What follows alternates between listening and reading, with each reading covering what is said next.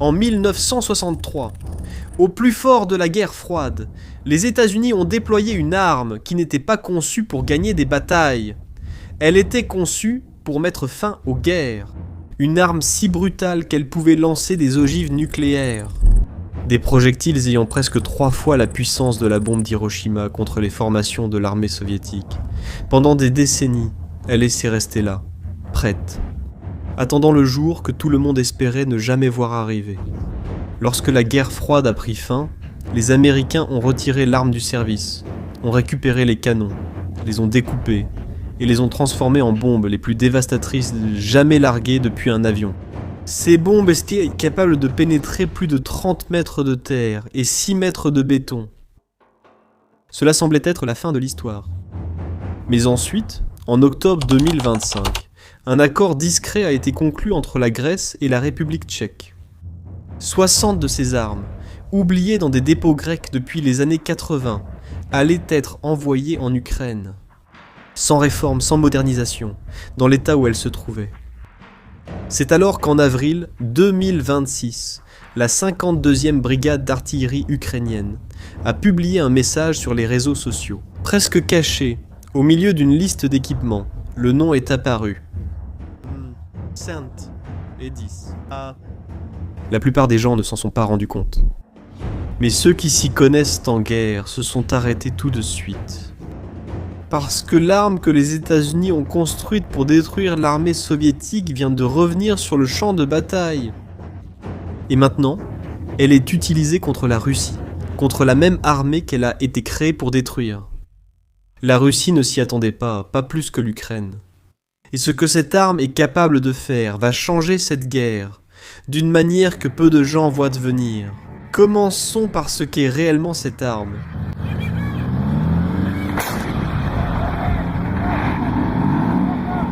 Le M110 est le plus grand obusier automoteur que les États-Unis aient jamais déployé sur le terrain.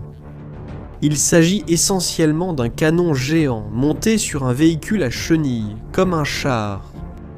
Une arme que toutes les armées modernes sont abandonnées. Qu'aucun pays de l'OTAN ne voulait plus. Que les Grecs eux-mêmes ont qualifié d'équipement militairement non nécessaire. Même ainsi, lorsqu'elle est arrivée en Ukraine, ceux qui s'y connaissent en guerre l'ont compris. Cette arme rejetée peut changer la donne. La raison ? Il tire des projectiles de 90 kg. Presque le poids d'une personne adulte, à une distance allant jusqu'à 30 km. Il est monté sur des chenilles. Il possède un moteur de 405 chevaux. Et il peut tirer, se déplacer et tirer à nouveau avant que l'ennemi ne découvre d'où le tir est parti. Il n'est pas moderne. Il n'est pas beau. Il n'a pas de technologie de pointe. Mais il offre un niveau de destruction que peu d'armes dans le monde peuvent atteindre. Mais il y a un détail à propos de cette arme que presque personne ne mentionne. Et quand tu sauras, tu comprendras pourquoi le M110 n'est pas juste un vieux canon de plus. La principale raison pour laquelle il était resté si longtemps en service n'était pas sa puissance de feu ordinaire avec des explosifs traditionnels. C'était sa capacité à tirer des ogives nucléaires tactiques. Les États-Unis ont fabriqué 2000 projectiles nucléaires, appelés W-33, conçus spécifiquement pour cette arme.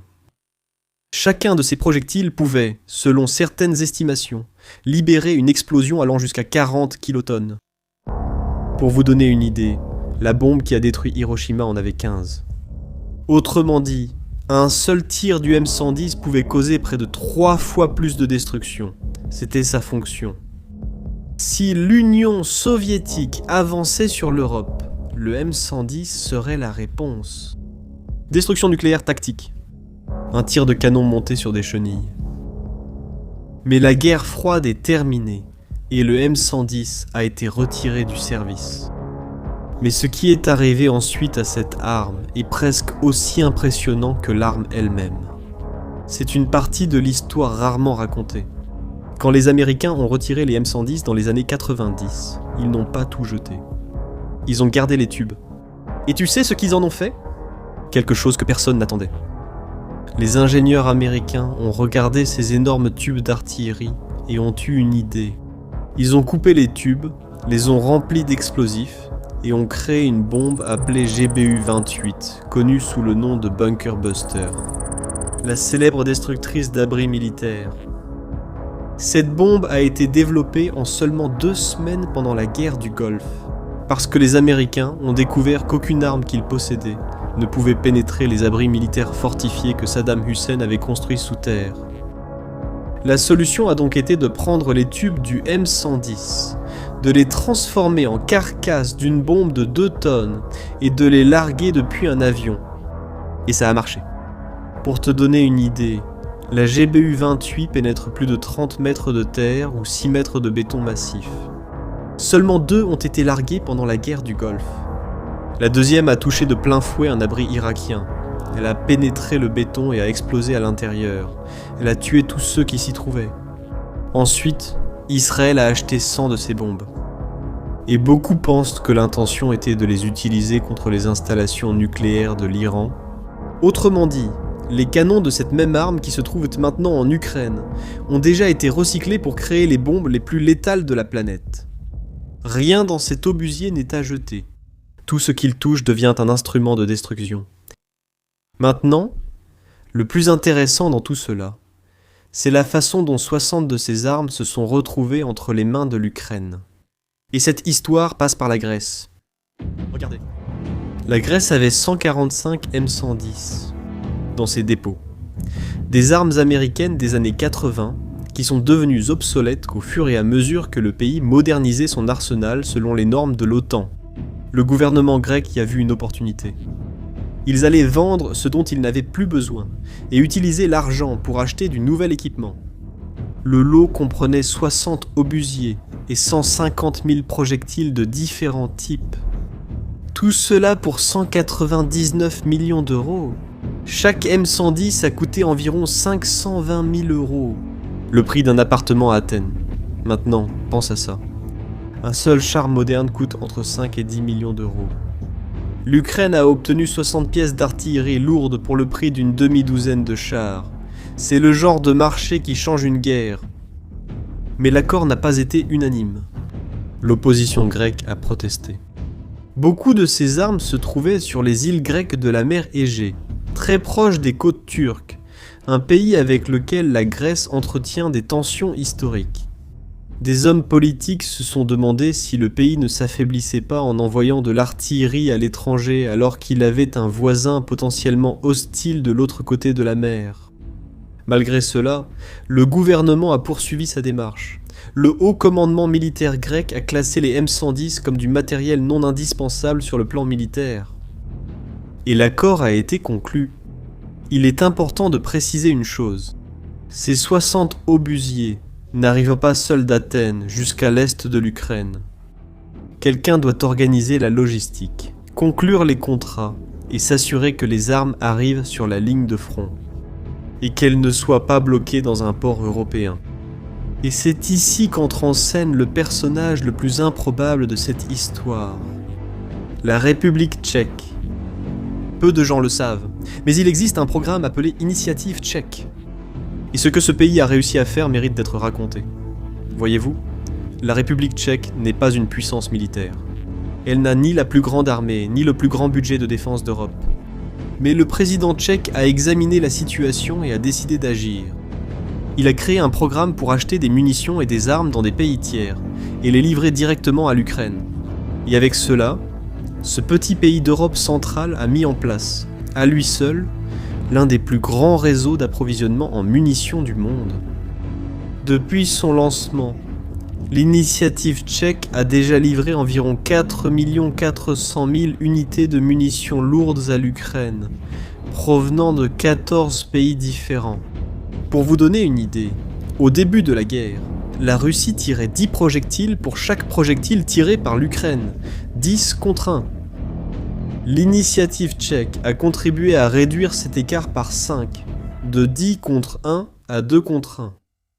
Cela a transformé le champ de bataille. C'est cette structure qui a permis aux armes grecques d'arriver en Ukraine. Et il n'y avait pas que les obusiers. Avec les 60 M110, sont arrivés 50 000 obus explosifs, 40 000 obus à propulsion par fusée et 60 000 munitions à fragmentation. Celles qui se divisent en dizaines de petites bombes dans l'air avant de toucher le sol. Cela donne à l'Ukraine une énorme variété d'options avec une seule arme. Destruction de zones, portée étendue, et puissance contre les troupes et les véhicules. C'est de l'artillerie à la carte. Mais rien de tout cela n'aurait eu d'impact si c'était arrivé au mauvais moment. C'est là que l'histoire devient encore plus intéressante. Vous êtes-vous déjà demandé pourquoi une arme de la guerre froide fait autant de différence à ce stade de la guerre? Et la réponse? Eh bien, cela passe par la plus grande erreur de calcul que le gouvernement russe ait commise lorsque la Russie a envahi l'Ukraine en 2022. Le plan était une guerre rapide. Prendre Kiev en quelques semaines, à renverser le gouvernement et rentrer à la maison. Sur la base de ce pari, la Russie a tout misé sur le champ de bataille. Elle a brûlé des chars, des blindés et de l'artillerie à un rythme que personne, pas même les généraux russes eux-mêmes, ne pensaient pouvoir être soutenus aussi longtemps. Mais la guerre éclair n'a jamais eu lieu. Et maintenant, la Russie en paie le prix. Depuis février 2022, l'Ukraine a déjà détruit près de 40 000 systèmes d'artillerie russes. 40 000! En janvier 2026, il y en a eu plus de 1000 en un seul mois. L'équivalent de plus de 60 bataillons d'artillerie entiers. Et alors, une question inévitable se pose. La Russie pourra-t-elle continuer cette guerre lorsque ses stocks seront épuisés? Pourquoi ces stocks sont-ils en train de s'épuiser? Les dépôts soviétiques, qui pendant des décennies semblaient inépuisables, arrivent à leur fin. Il ne reste plus que 39% des pièces d'artillerie qui étaient stockées avant la guerre. Et la production russe n'arrive pas à combler ce manque. En mars 2026, la Russie a battu son record de pertes humaines depuis le début de l'invasion. Plus de 35 000 soldats tués ou blessés en un seul mois. L'objectif de l'Ukraine pour 2026 est de porter ce chiffre à 50 000 par mois. Et le calcul est simple, la Russie parvient à recruter entre 30 et 40 000 soldats par mois. Si les pertes dépassent constamment le recrutement, l'équation s'inverse. Et c'est exactement ce qui est en train de se passer. Au premier trimestre de 2026, la Russie a perdu plus de 90 000 soldats, alors qu'elle en a recruté environ 80 000. Le compte n'y est pas. Et quand le compte n'y est pas, chaque nouvelle arme qui arrive sur le champ de bataille ukrainien accélère cette hémorragie. La vérité, c'est que l'Ukraine n'a pas besoin d'armes futuristes. Elle a besoin d'armes capables de délivrer une destruction massive de façon régulière. Et ces 60 obusiers avec 150 000 projectiles font exactement cela. La 52e brigade d'artillerie utilise déjà ces armes. Imaginez la scène. Dans l'est de l'Ukraine, quelque part dans les secteurs de Kramatorsk ou de Kharkiv, un obusier de près de 30 tonnes s'arrête dans une position protégée. 13 hommes manient une arme qui a presque le double de l'âge de chacun d'eux. Un projectile de la taille d'un corps humain est chargé. Le canon se lève, le tir résonne sur des kilomètres. 90 kilos d'explosifs volent en direction d'une position russe. Et avant même que l'impact ne soit confirmé, le M110 est déjà en train de se déplacer vers une autre position. À côté de lui, les obusiers Bodana, fabriqués en Ukraine, et les lance-roquettes multiples Vampires sont en action. Chaque système joue un rôle. Le Bodana frappe des cibles avec précision à longue distance. Le Vampire sature des zones entières avec des roquettes. Et le M110 porte le coup puissant. Mais ce qui rend cette combinaison vraiment effrayante pour les Russes, c'est ce qui se passe avant le tir. Des drones ukrainiens survolent les lignes russes, identifient les tranchées et les concentrations de troupes, et transmettent les coordonnées en temps réel. L'artillerie reçoit les informations et ouvre le feu. Et en mars 2026, un cap a été franchi, rendant cela encore plus létal. Pour la première fois dans la guerre, l'Ukraine a effectué plus d'attaques de drones que la Russie. Les yeux ukrainiens dans le ciel sont désormais plus nombreux que ceux des Russes. Chaque paire d'yeux en plus est une sentence pour ceux en face. Et le plus important, l'approvisionnement peut continuer. La Grèce peut encore envoyer environ 85 M110. Mais, lorsque vous regardez la carte mondiale, vous vous rendez compte que le potentiel est bien plus grand. La Turquie, par exemple, est en train de retirer 219 unités pour les remplacer par un système plus moderne. La Jordanie en exploite 120, le Pakistan en possède 140. Le Maroc et Taïwan en totalisent plus de 130 à eux deux. Ce sont des centaines d'obusiers répartis sur 3 continents, immobilisés dans des dépôts sans aucune utilité. Et le plus révélateur, c'est que la voie pour les envoyer en Ukraine a déjà été ouverte. L'initiative tchèque a prouvé que cela fonctionne. Les moyens de transporter ces armes existent, l'argent existe, il ne manque que la volonté politique. Les États-Unis ont construit le M110 pour le scénario le plus extrême de la guerre froide, la destruction nucléaire tactique contre l'armée soviétique. 60 ans plus tard, cette arme ne tire pas d'ogive nucléaire, elle n'en a pas besoin. Et quand ils ont retiré le M110 du service, ils pensaient que l'histoire de cette arme était terminée. Après avoir transformé les canons en bombes capables de détruire des abris militaires, ils pensaient que c'était le dernier chapitre. Mais la guerre en Ukraine a réécrit cette fin. L'arme qui devait détruire l'armée soviétique est de retour. Et chaque jour où la Russie perd plus d'artillerie qu'elle ne peut en remplacer, chaque mois où les pertes dépassent le recrutement, des armes comme celle-ci cessent d'être simplement utiles. Elles deviennent décisives.